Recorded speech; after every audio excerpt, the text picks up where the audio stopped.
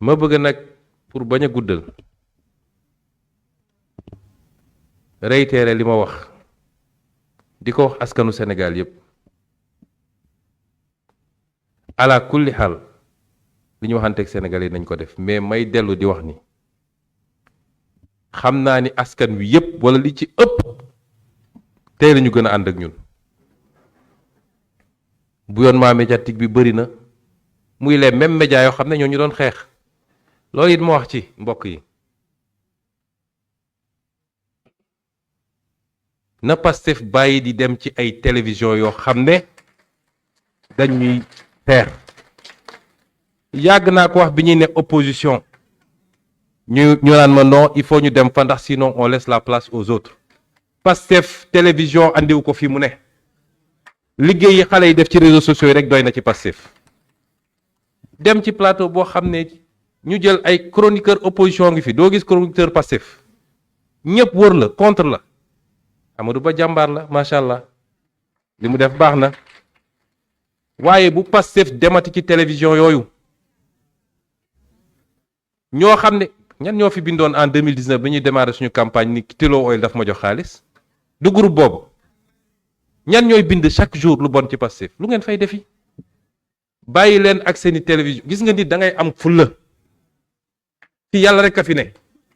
te ku gëmloo nit ñi ni presse moo am pouvoir ba mën presse su amoon pouvoir ñun duñ fi toog amul lu ñu deful pour détruire ñu du presse bi yëpp nag waaye li ñuy wax ni groupe yi gën a vis amul lu ñu deful pour détruire ñu amul yàlla lu mu ne day yegg kon waa Pastef la ma leen waxoon 2016 wax leen ko 2017 waxaat leen ko tey bàyyi leen di dem ci télévision yooyu ku lay xeex ak jumtukaayam da nga koy ba waaye man nag ku ma xeex ma xeex la de man ku ma xeex ma xeex la te ñiy jël seen jumtukaay ne ñun la ñuy xeex nañu xam ni naa leen xeex ba ñu yëg ko et j'assume mes responsabilités.